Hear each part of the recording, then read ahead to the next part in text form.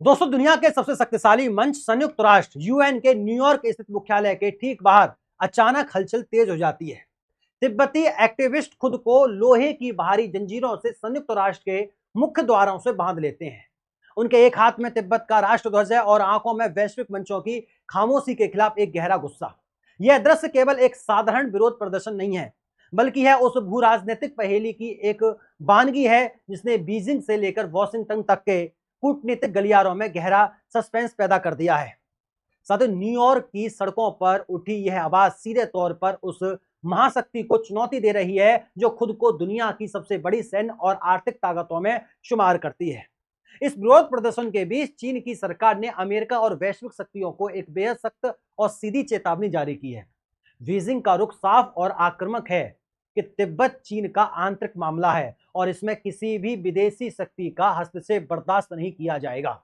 लेकिन यह कूटनीतिक तल्खी सिर्फ अमेरिका तक सीमित नहीं रही। कुछ ही समय पहले भारत के विदेश मंत्रालय एमईए द्वारा दलाई लामा और हिमाचल प्रदेश में सक्रिय तिब्बत की निर्वासित सरकार को लेकर दिए गए एक सामान्य बयान पर भी चीन ने कड़ी आपत्ति जताई थी। भारत ने स्पष्ट कह दिया था कि तिब्बती परंपराओं और लोकतांत्रिक प्रक्रियाओं के तहत ही उनके नेतृत्व का भविष्य तय होगा। लेकिन चीन को यह भी गवारा नहीं हुआ। यहाँ एक बहुत बड़ा और बुनियादी सवाल खड़ा हो जाता है दोस्तों, कि आखिर ऐसा क्या हुआ कि पूरी दुनिया एक बार फिर तिब्बत के मुद्दे पर खुलकर बात करने लगी है। क्यों एक परमाणु हथियार से लैस महाशक्ति जिसके पास दुनिया की सबसे बड़ी और खड़ी सेनाओं में से एक सेना है, एक बुजुर्ग संत यानी परम पावन दलाई लामा के उत्तराधिकारी के नाम से इतनी संवेदनशील और परेशान क्यों हो जाती है? क्या यह सिर्फ एक धार्मिक और आध्यात्मिक विवाद है, या इसके पीछे राष्ट्र सुरक्षा और भू राजनीति का कोई ऐसा गहरा खेल है जिसे दुनिया की नजरों से छिपाकर खेला जा रहा है? इतिहास गवाह है कि जब भी कोई विशाल साम्राज्य अपने ही नागरिकों के विचारों और एक सांस्कृतिक पहचान से इतना डरने लगे तो समझ लेना चाहिए कि उसकी आंतरिक नींव में कोई बहुत बड़ा संशय छिपा हुआ है। इस पूरी कहानी की असल पूंजी उस रहस्यमयी राष्ट्रीय सुरक्षा दस्तावेज में है जिसे चीन ने हाल ही में जारी किया है। इस कूटनीतिक शतरंज और चीन की इस अति संवेदनशीलता को समझने के लिए हमें उस दस्तावेज की परतों में जाना होगा जिसने अंतरराष्ट्रीय विश्लेषकों को हैरान कर दिया है। साथ ही चीन के स्टेट काउंसिल इंफॉर्मेशन ऑफिस ने विशेष रूप से राष्ट्रीय सुरक्षा पर केंद्रित अपना एक नीति पत्र यानी नेशनल सिक्योरिटी व्हाइट पेपर जारी किया। इतिहास में यह पहली बार था जब चीन ने सुरक्षा को लेकर इतना व्यापक और संप्रति दस्तावेज दुनिया के सामने रखा। लेकिन जब centre of strategic and international studies CSIS जैसे वैश्विक थिंक टैंकों ने इसका गहराई से अध्ययन किया तो इसमें एक बहुत बड़ा विरोधाभास और चीनी कम्युनिस्ट पार्टी का दोहरा खेल सामने आया। चीन ने इस दस्तावेज के दो अलग अलग संस्करण तैयार किए हैं। पहला संस्करण अंग्रेजी भाषा में अंतरराष्ट्रीय बिरादरी के लिए जारी किया गया है।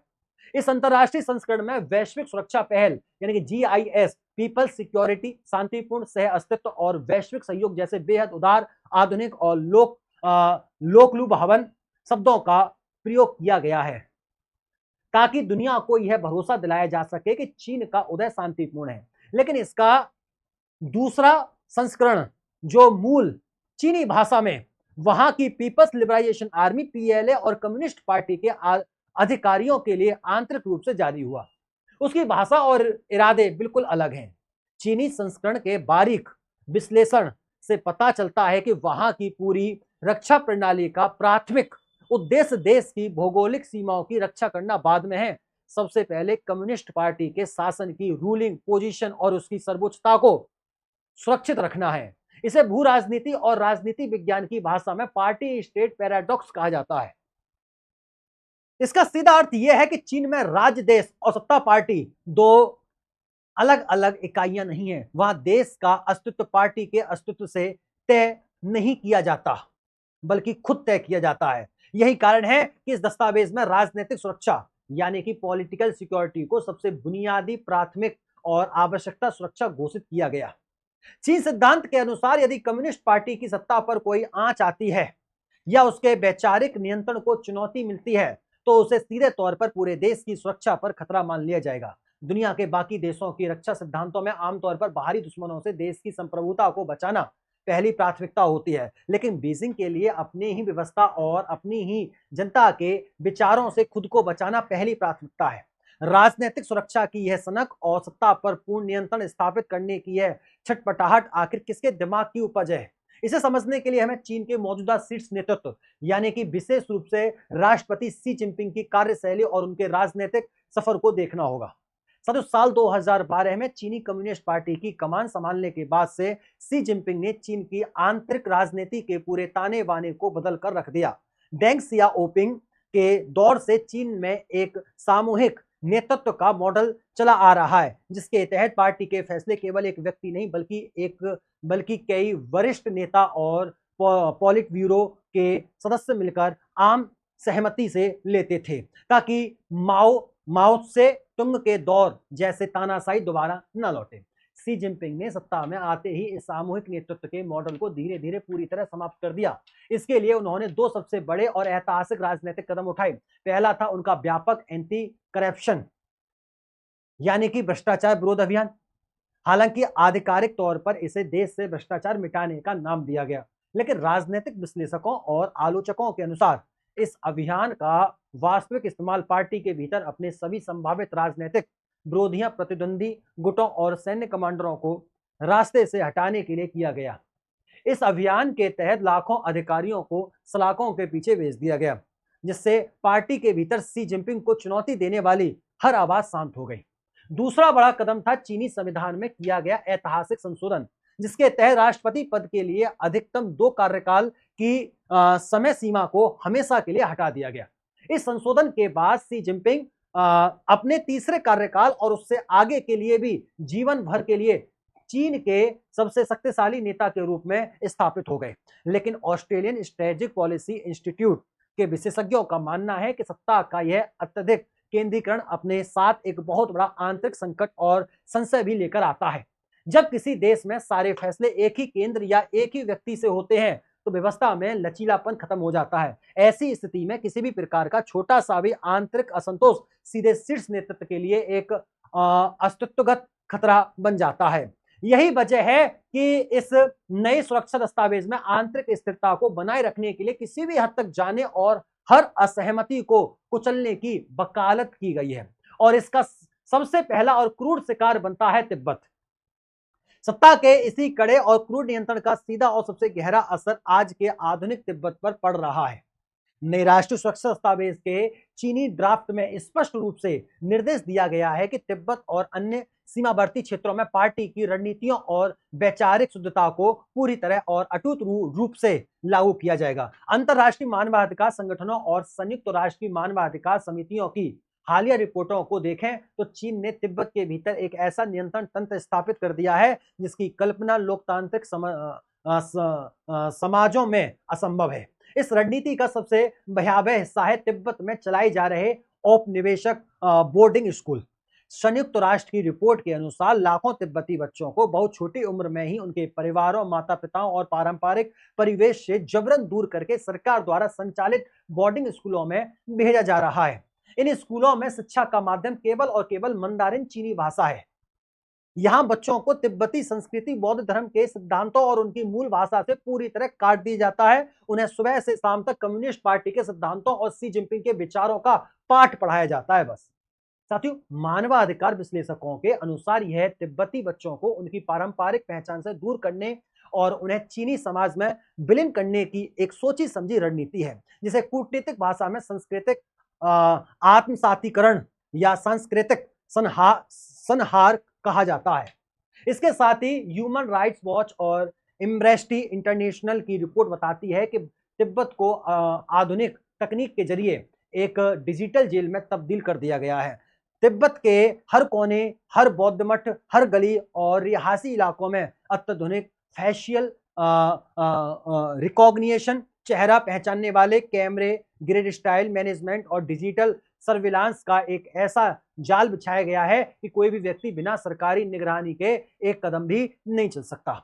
लोगों के फोन, उनकी बातचीत और उनके विचारों पर लगातार नजर रखी जाती है ताकि किसी भी प्रकार का स्वतंत्र विचार या विरोध की चिंगारी पनपने से पहले ही उसे दबाया जा सके। हालांकि चीन का अधिकरण रुख हमेशा यही रहता है कि यह कदम तिब्बत में शिक्षा के विकास, गरीबी उन्मूलन और उग्रवाद या अलगाववाद को रोकने के लिए उठाया जा रहे हैं। लेकिन दुनिया के सामने आ रही तस्वीरें इस दावे को खोखलेपन को उजागर करती हैं कि यदि कोई यह सोचता है कि चीन की यह दमनकारी नीति सिर्फ तिब्बत तक ही सीमित है, तो वह चीनी कम्युनिस्ट पार्टी की व्यापक आंतरिक सुरक्षा रणनीति को नहीं समझ पा रहा। वास्तव में बीजिंग के सुरक्षा नक्शे पर तिब्बत, सीजियांग, हांगकांग और ताइवान ये चारों मोर्चे एक दूसरे से पूरी तरह जुड़े हुए हैं। चीनी सुरक्षा विचारकों के अनुसार इन चारों क्षेत्रों में से किसी भी एक जगह पर दी गई थोड़ी सी भी ढील या रियायत पूरी कम्युनिस्ट व्यवस्था के लिए एक डोमिनो इफेक्ट पैदा कर सकती है। यानी अगर एक जगह नियंत्रण कमजोर हुआ तो पूरी व्यवस्था ताश के पत्तों की तरह ढह सकती है। सीजियांग में चीन जिसे उग्रवाद और आतंकवाद के खिलाफ लड़ाई कहता है, वहां उसने बड़े पैमाने पर डिटेशन कैंपों यानी कि हिरासत शिविरों और री एजुकेशन प्रोग्राम का एक क्रूर मॉडल तैयार किया है।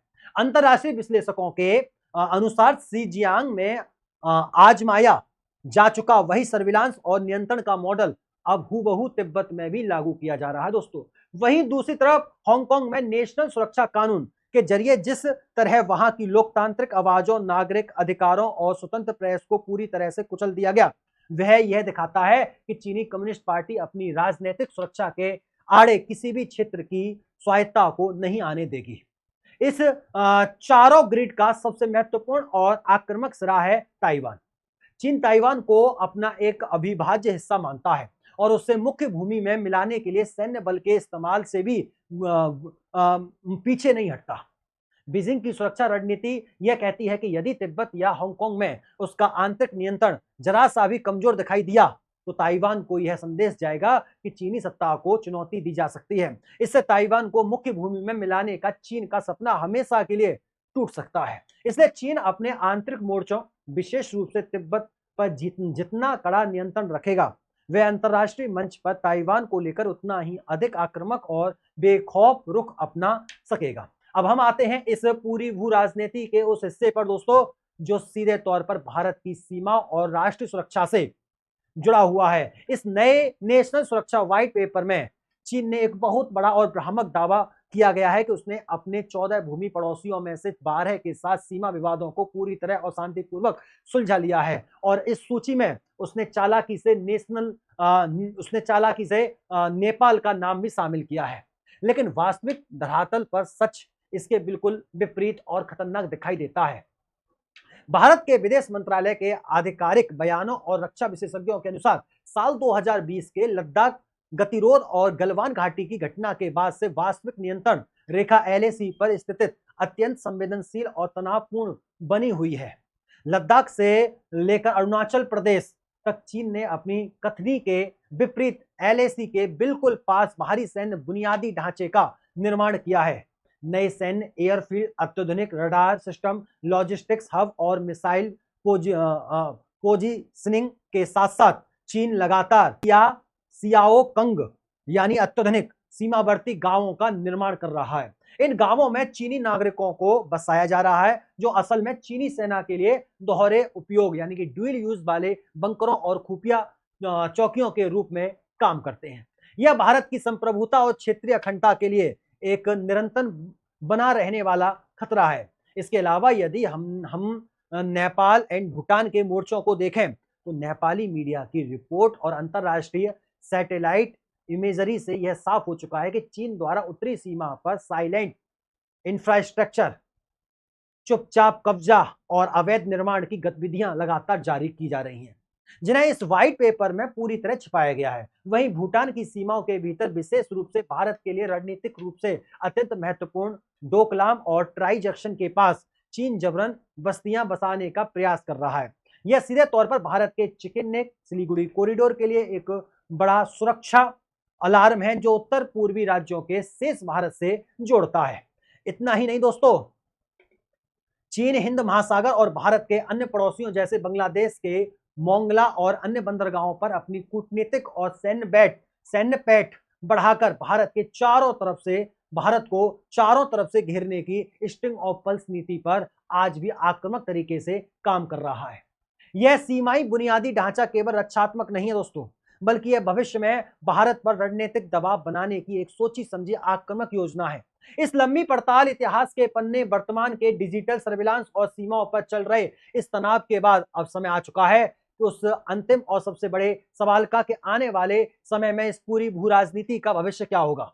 अंतरराष्ट्रीय विशेषज्ञों और कूटनीतिक विश्लेषकों के आधार पर आने वाले समय में 3 प्रमुख संभावित परिदृश्य उभर कर सामने आ रहे हैं, जिन्हें समझना बेहद जरूरी है। पहला परिदृश्य यह है कि 14वें दलाई लामा के उत्तराधिकारी का मुद्दा आने वाले वर्षों में दुनिया का सबसे बड़ा कूटनीतिक युद्ध क्षेत्र बनने जा रहा है। चीन ने पहले ही एक कानून बना दिया है कि अगला दलाई लामा वही होगा जिसे बीजिंग की कम्युनिस्ट सरकार और उसकी धार्मिक समिति मान्यता देगी। दूसरी तरफ धर्मशाला स्थित तिब्बत की निर्वासित सरकार और संयुक्त राष्ट्र अमेरिका का Tibet religious and support act साफ तौर पर यह घोषणा करता है कि दलाई लामा का चयन केवल और केवल तिब्बती बौद्ध परंपराओं और दलाई लामा की अपनी इच्छा के अनुसार होगा, जिसमें चीन का कोई हस्तक्षेप स्वीकार नहीं होगा। भारत भी ऐतिहासिक और सांस्कृतिक रूप से इसी रुख का समर्थन करता है। यदि चीन अपनी तरफ से किसी कठपुतली दलाई लामा को थोपने की कोशिश करता है तो तिब्बत के भीतर एक बहुत बड़ा आंतरिक विरोध भड़क सकता है और वैश्विक स्तर पर तिब्बती डायस्पोरा का विरोध प्रदर्शन एक नए और उग्र चरण में प्रवेश कर सकता है, जैसा कि हालिया अंतरराष्ट्रीय प्रदर्शनों में देखा गया है। दूसरा परिदृश्य यह संकेत देता है यदि दलाई लामा के मुद्दे पर या सांस्कृतिक दमन के कारण तिब्बत के भीतर आंतरिक असंतोष और विद्रोह बढ़ता है तो चीन अपनी राजनीतिक सुरक्षा को अक्षुण्ण बनाए रखने के लिए तिब्बत पठार पर पीएलए की तैनाती और मिलिट्री इंफ्रास्ट्रक्चर को कई गुना बढ़ा देगा। तिब्बत में बढ़ती सैन्य हलचल का सीधा असर भारत की सीमाओं पर पड़ेगा। इसका मतलब यह होगा कि वास्तविक नियंत्रण रेखा एलएसी कभी भी पहले जैसी शांत और सामान्य सीमा नहीं बन पाएगी। भारत को भी अपनी उत्तरी सीमा पर हमेशा के लिए एक हाई अलर्ट मिलिट्री तैयार करनी पड़ेगी, जिससे भारत का रक्षा बजट और संसाधन लंबे समय तक सीमा सुरक्षा में उलझे रहेंगे। तीसरा परिदृश्य यह है कि अमेरिका और चीन के बीच चल रहे इस वैश्विक महाशक्ति संतरंज में तिब्बत एक बहुत बड़ा वैचारिक और कूटनीतिक मोहरा बनकर उभरेगा। अमेरिका तिब्बत में मानवाधिकार के उल्लंघन, धार्मिक आजादी के दमन और सांस्कृतिक संहार के मुद्दे को लेकर चीन पर कड़े आर्थिक, तकनीक और कूटनीतिक प्रतिबंध लगा सकता है। इसके जवाब में चीन खुद को और अधिक आक्रामक बनाते हुए अपनी सीमाओं, सूचना तंत्र और तिब्बत के भूगोल को पूरी दुनिया के लिए पूरी तरह से बंद कर सकता है। यह शीत युद्ध जैसी स्थिति को और अधिक गंभीर बना देगा। अंत में दोस्तों, यह पूरी तस्वीर हमें दिखाता है कि चीन का यह नया सुरक्षा दस्तावेज और उसकी आक्रामक नीतियां केवल बाहरी दुश्मनों का मुकाबला करने की रणनीति नहीं है, बल्कि यह उसकी अपनी आंतरिक संवेदनशीलता, कम्युनिस्ट पार्टी की सत्ता खोने का डर, तिब्बत के सांस्कृतिक अस्तित्व को मिटाने की छटपटाहट और अपने एकाधिकार को बनाए रखने की एक जटिल कानूनी और सैन्य ढाल है।